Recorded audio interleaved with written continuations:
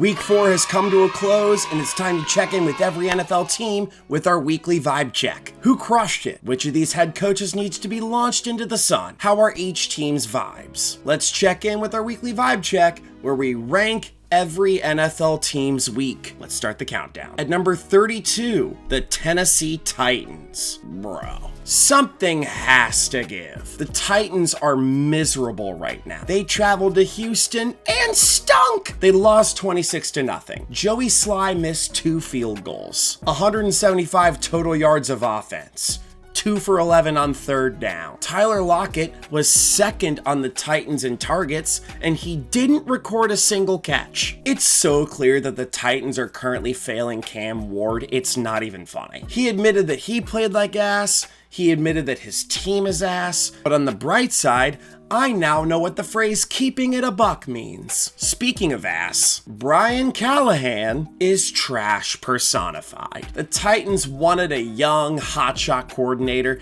and they found one who had the good fortune of working with Joe Burrow and Jamar Chase. Now, he is a quarterback with no support system whatsoever, a beyond washed Calvin Ridley, and is less popular in the state of Tennessee than a TV show with a gay protagonist. At this point, if I were a Titans fan, I would be insulted if his days weren't numbered. At number 31, the Cincinnati Bengals. Well, if the Bengals are this low again, I just hope they didn't have a final score that's a world famous meme.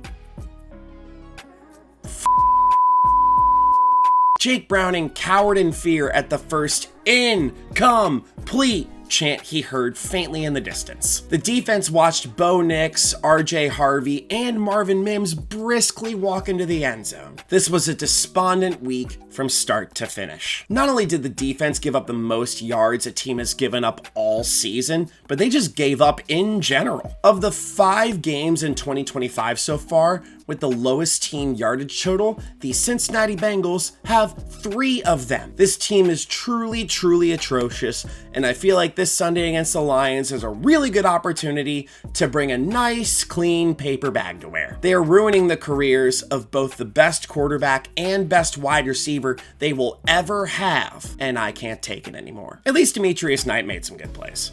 At number 30, the Baltimore Ravens. Starting 1-3 is never easy for a team with legitimate Super Bowl aspirations. Now, not only are they 1-3, but they got bit by the injury bug in a major way. Nnamdi Madubuike got hurt prior to the game, and now he's out for the year. Kyle Van Noy was inactive for the 2nd straight week. Marlon Humphrey and Roquan Smith each got hurt. Nate Wiggins was carted off. My God. And also Lamar Jackson got a hamstring injury. He's doubtful this week. Goodness. Have fun with Cooper Rush. Now, I got flack from my friends for saying that the Chiefs would put up 34 points, and they put up 37. Mahomes had 4 passing tutties. I've never hated being right about something more in my entire life. Things just aren't going well for the Ravens right now. Do they need a coaching change? Do they need a defensive overhaul? Do they need their players to drink their Ovaltine? Even with their brutal schedule so far, 1-3 is not a good place to be in. This week just felt like a demoralizing loss for the Ravens, and the injuries only made it worse. At number 29, the Carolina Panthers. These, unfortunately, are the Carolina Panthers we know and love. The Panthers scored the very first and the very last touchdowns of the game, but the Patriots sandwiched 6 in between. Bryce Young threw his helmet on the ground in honor of his passes that were thrown straight into the ground. And then Andy Dalton came in garbage time and led the Panthers on a 91-yard scoring drive that culminated with a passing touchdown to Mitchell, not Mike, Evans. They have pieces, but everyone around them is just debilitatingly frustrating. The defense that shut out the Falcons a week ago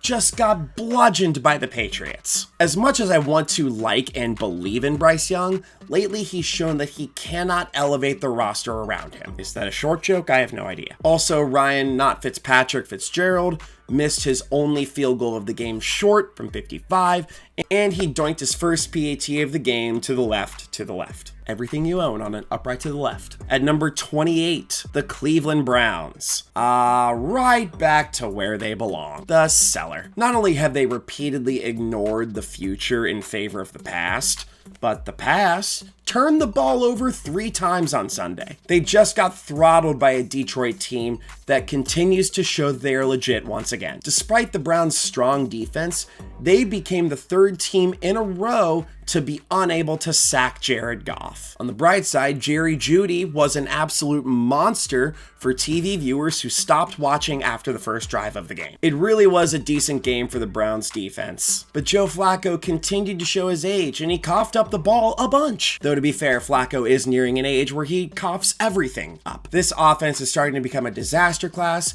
and they need a new quarterback who isn't thought of as cool just because his dad wore sunglasses in the 90s. With Dylan Gabriel starting this Sunday, the Browns are now one quarterback away from having as many starting quarterbacks since 1999 as the US has had presidents since the War of 1812. At number 27, the San Francisco 49ers. The fact that the 49ers had 4 turnovers to Jacksonville's 0 and still managed to only lose by 5 is quite insane. Parker Washington ran a San Francisco punt back to the house. Purdy only took 1 sack, but that sack resulted in a lost fumble that Jacksonville recovered and enabled them to run out the clock to win the game. The other 3 turnovers, however, resulted in 2 Jags touchdowns and a field goal. What art thou doing, Sourdough Sam? As if that's not bad enough, Nick Bosa's absence really started to show. The 49ers not only didn't have a sack on Trevor Lawrence, but they didn't have a quarterback hit either. Fred Warner can't do everything, you know. Worst of all, we didn't get to watch Robert Saleh try to kick Liam Cohen's ass. At number 26, the Indianapolis Colts. Adonai Mitchell, how will you ever survive this one? In the third quarter, he caught a pass from Daniel Jones and would have scored had he kept the ball in his left hand. Instead, he decided to switch the ball from his left hand to neither of them, and he dropped it out of the back of the end zone. Later on, he decided, you know what? I am going to use both of my hands. Unfortunately, he put that plan into action by committing a holding penalty that negated a Jonathan Taylor touchdown from 52 yards. As a result, the Colts were forced to punt, and Matthew Stafford gave A.D. Mitchell two reasons to spend extra time going over his mistakes. If A.D. Mitchell ends up being a bust for this team, this game may very well be his legacy. And Xavier Howard sucked to the point that he had to retire. At number 25, the LA Chargers. The only thing tougher than going against the Giants' vaunted pass rush is having to do so without Joe Alt and Rashawn Slater. Slater's already out for the year. Alt, yeah, he's gone too, for the time being. He has a high ankle sprain. The Giants lost Malik Neighbors midway through the second quarter with a torn ACL, and the Chargers really couldn't capitalize on his absence. They let Jackson Dart look efficient in his first career start, and as a result, the Chargers took their first loss of the season. On the bright side, Omarion Hampton truly broke out after a tremendously slow start to his career. He had 12 carries and a career-high 128 rushing yards, including a 54-yard scamper for a score. Quentin Johnston, on the other hand, has still proven to absolutely positively be Himothy this year. However, with the loss and the injuries, it's not good by any stretch of the imagination. And speaking of injured offensive tackles and breakout rookie running backs, at number 24, the Las Vegas Raiders. The biggest loss for the Raiders, aside from the loss itself, was the fact that Colton Miller suffered a hairline fracture. Goodness gracious. As bad as the line was before, Geno Smith will now be running for his life from edge rushers instead of just Raiders fans who are chasing him with torches. On the bright side, Ashton Genty looked fantastic. 155 total yards, 3 touchdowns, 2 of which came on receptions. However, Geno Smith had 3 interceptions, which made me do the unthinkable of looking at a running back with 21 carries and going, he should have had the ball more. And Geno Smith now leads the league in picks. He has more than Jake Browning. I didn't think that was possible. Genty gashed the Bears on the ground, and Geno Smith wasn't sacked at all. Maybe Geno's just not that good. I'm just grateful this game gave us a break from all the blocked kicks that have been happening recently, right? Right? At number 23, the New Orleans Saints. There's no escaping it. The Bills are the better team, and on Sunday, they were the better team. Spencer Rattler hasn't been bad, but only completing 18 passes for 126 yards isn't anything to write home about. While he didn't throw an interception, the one pass of the game that was thrown to him was picked off. The last thing you should do is attempt a Philly special in a city that so badly wants to be Philly. This team is 0-4, but they don't even feel bad. They actually kind of feel like they're overachieving a little bit. They just truly are rebuilding, but they are headed in the right direction. The rushing offense looked good, and the defense even got to Josh Allen a few times. But they just made some critical mistakes that cost them the victory. At number 22, the Tampa Bay Buccaneers. An awful lot of blunders for this team this week. The blocked punt on the opening possession that was taken back for 6. Losing despite the fact that Jalen Hurts turned into Achilles Smith in the second half. Critical fumbles that may or may not have even been fumbles. The Eagles even had a grand total of 200 total yards on offense. To be fair, that would have been 234 had Braden Mann not had the funniest stat line of all time. The third quarter, however, was a roller coaster. There were 2 70-plus yard passing plays by the Bucs, but a brutal fumble by Bucky Irving allowed the Eagles to get a score of their own. Nonetheless, they're still in first place, and they made it a ball game against arguably the most confusing team in the NFL. At number 21, the Arizona Cardinals. Chad Ryland had a great night. He was 2 for 2 on field goals, including a 57-yarder, and he made both of his extra points, and I think we should stop there. We're not going to, are we? Yeah, he had a blunder of a kickoff that landed 1 foot short of the landing zone, allowing the Seahawks to start way too close for comfort in crunch time, which enabled Jason Myers to kick a game-winning 52-yard field goal as time expired. Kyler Murray threw 2 brutal picks in the first quarter and was sacked 6 times. Sacking Kyler Murray looks less like football and more like a game of capture the flag. But despite the slow start, the Cardinals came back from 20-6 down to tie it. It was a roller coaster of a game, and the Cardinals could have won that roller coaster of a game if Kyler Murray had been tall enough to ride one. However, now Trey Benson's on IR, and the Cardinals have to start a tandem of Amari DiMercado and Michael Carter. Now, if you'll excuse me, I'm gonna go take a nap. I mean, with this loss, at least the Diamondbacks didn't get eliminated from the postseason on the very next night. At number 20, the New York Jets. I fully maintain my stance. The best quarterback in Ohio State history is Justin Fields when he doesn't throw. He was fully decent against Miami, going 20 for 27 with 226 passing yards. He even had a 43-yard rushing touchdown that made it look like the Dolphins' defense was on rookie mode. Garrett Wilson, the stud he normally is. The team's ability to hold on to the ball? Oof. But the defense really is struggling. They're not making big plays. They're the only team in the NFL this year that has yet to force a turnover. They couldn't even do that against Turn the Ball Over? What is happening? Personally, the Jets' offense showing up more than the Jets' defense feels like we're living in a parallel universe. I know they fumbled, but let me have this. The Aaron Glenn regime is just not off to a good start.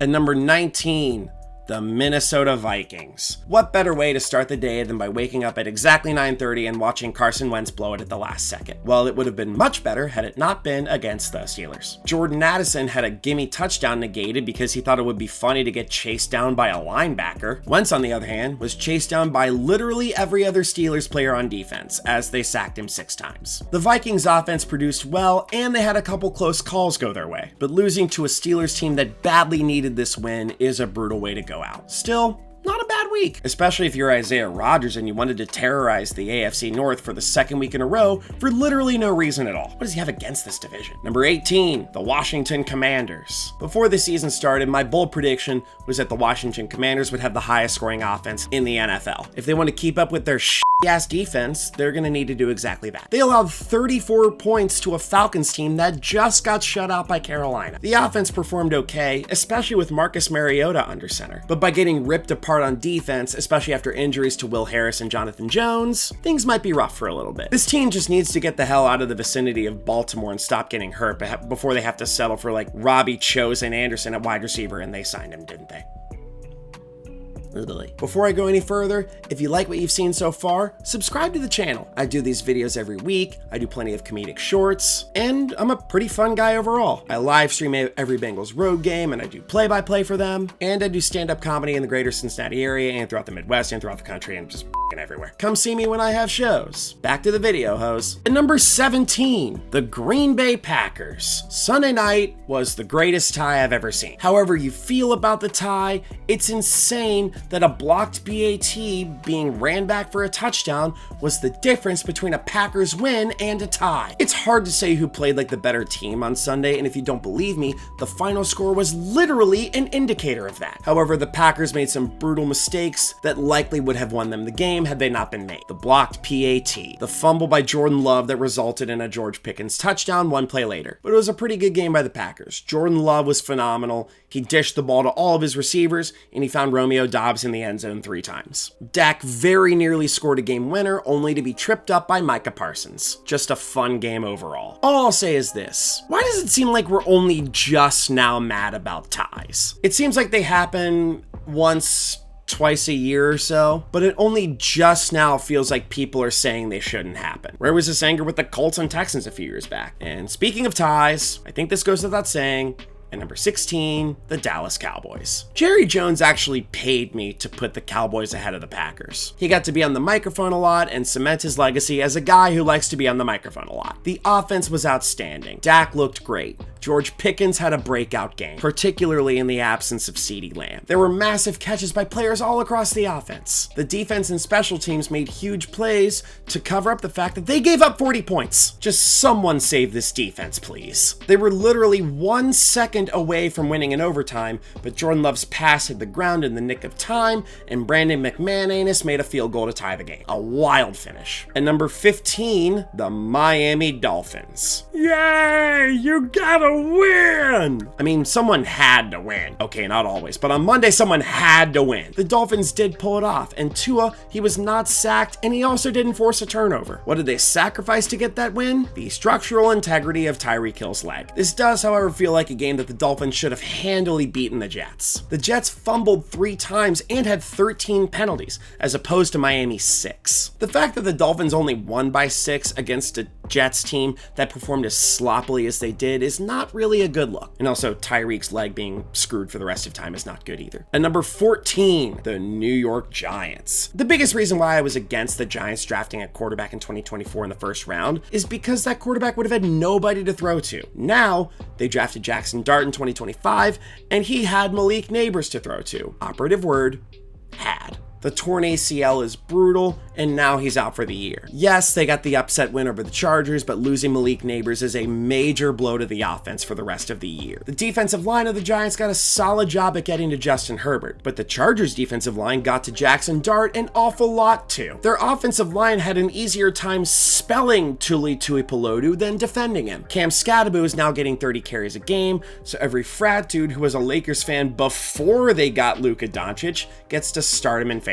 At number 13, the Philadelphia Eagles. The Eagles won, but AJ Brown still tweeted that melodramatic bullshit after a win. However, Jalen Hurts just got back from Disney World after the Super Bowl win and played quarterback like he just got off Space Mountain. The Eagles had a strong first half, but Jalen Hurts absolutely the bed in the second half, though they did run a fake tush push that was pretty dope. It was a good win on the road, but their offense has clearly regressed. Allowing 270+ yard pass plays is pretty rough. They also do need a new running back because their guy clearly is not it. Not him. There we go. At number 12, the Chicago Bears. What a weird week for Bears fans. They won at the last second and they needed a blocked field goal to do it because every team is now legally required to block at least 1 field goal a week. This was not a phenomenal win though. They got blasted by the Raiders rushing offense for 240 yards, over half of which came from Ashton Genty. Luckily, they had the good fortune of the other team having Iantino Smith as their quarterback. They caught 3 picks from the Raiders quarterback and they limited him to 117 passing yards. And Geno's 2 touchdowns were both dump-offs to the actual best player on the Raiders offense. Like Miami, if you dominate the turnover battle and still barely scrape by with a win, that's not a great look. At number 11, the Buffalo Bills. There was one guy in my comments last week who said, "Who let bro cook? These rankings are terrible," or whatever. I stopped reading halfway through. Regardless, there really isn't anything bad to say about the Bills this week, except they're playing a winless team at home, and it really feels like they should have beaten the absolute piss out of them. They got bailed out because Kellen Moore tried to bring the Philly special to the Saints. He made Chris Olave his pawn for the play,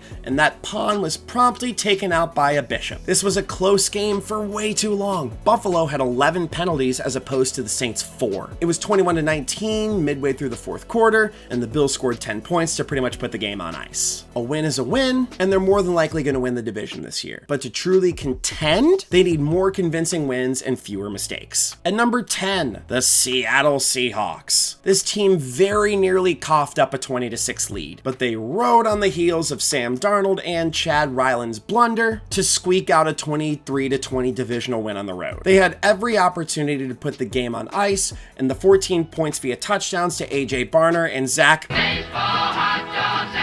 Charbonnet gave them a cozy lead in the first half. However, Arizona came back with 14 points, in addition to Jason Myers missing a field goal in between those, so not the best stretch for them. However, with Ryland's blunder, it gave the Seahawks great field position, and it enabled them to get to where Jason Myers needed to go to kick his game-winning field goal. This was a Cardinals-Seahawks Thursday night game with 43 points, which is about 40 more than I was expecting. I apologize if this review was a bit vanilla, as I find it so hard to give a shit about this team. JSN is him, though. At number 9, the Pittsburgh Steelers. Finally, an AFC North team that didn't get throttled by Carson Wentz. They brought him back to earth by forcing him to go against his natural enemy. Well, that too, but I'm referring to a game-winning drive in the fourth quarter. This game should have been much more handily won by the Steelers. They picked off Wentz twice, sacked him 6 times, and chased down Jordan Addison by a player that I'm so mad plays for a team that I can't stand because he's just so good at football and I love him so much. Aaron Rodgers managed the game properly.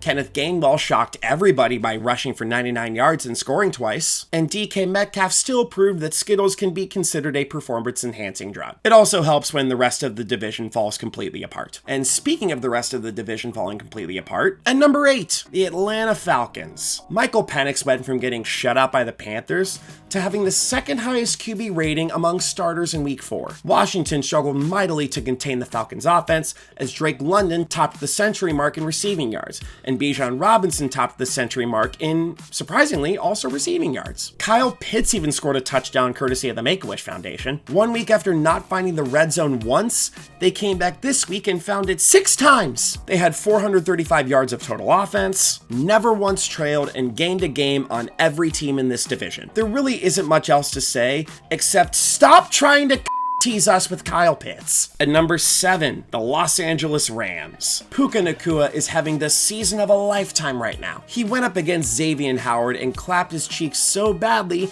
that Howard was sent to the official retirement app of NFL players, Instagram. 13 receptions, 170 yards, and a touchdown. An absolutely monster showing. But the true dagger came when a certain player got over half of Puka's yardage total on one catch. That's right, it's Tutu Atwell. He caught an 88-yard touchdown with under 2 minutes to go, giving the Rams a much-needed win. After that touchdown, Daniel Jones went vintage Daniel Jones and threw a late pick to help both seal the Rams' victory and Xavier Howard's retirement. Also, I'm pretty sure they sent A.D. Mitchell like a bouquet of flowers.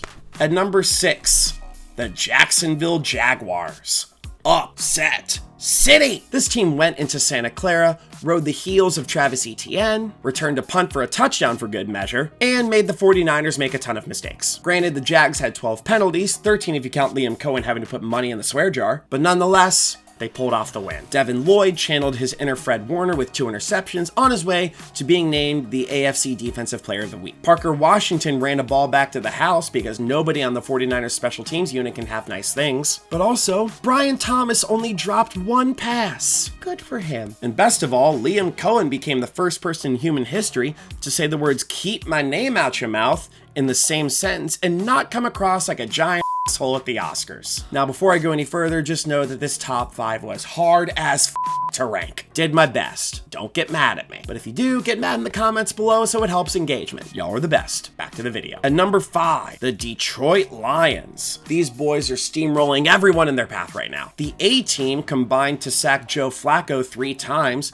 and Flacco underperformed to the point that he will no longer perform for the Browns. The Lions offense didn't do that much, but they didn't need to do that much. They put up 34 points against a legitimately good defense and coasted the entire way. What sucks, however, is that injuries for their defense have once again reared their ugly head. DJ Reed's on IR. Terrion Arnold left the game early. But seriously, someone needs to put Aiden Hutchinson in bubble wrap so he A, doesn't get hurt, and B, has a harder time moving against the Bengals. He's gonna terrorize us. This team is good once again, and I hate how much I like them. Dan Campbell is going to wreck our this week. At number 4, the Houston Texans. Can we all just agree that the Tennessee Titans are absolutely awful? We do? Well, okay. Houston started slow as the game went 6-0 going into the fourth quarter. At that point, the Texans spent the entirety of the fourth quarter beating their dicks against the Titans. Those dick smacks left bruises, and for this video, I'm going to refer to bruises caused by dicks as Woody marks. Long way to go for that joke, but let me have this. The fourth quarter was a rookie show,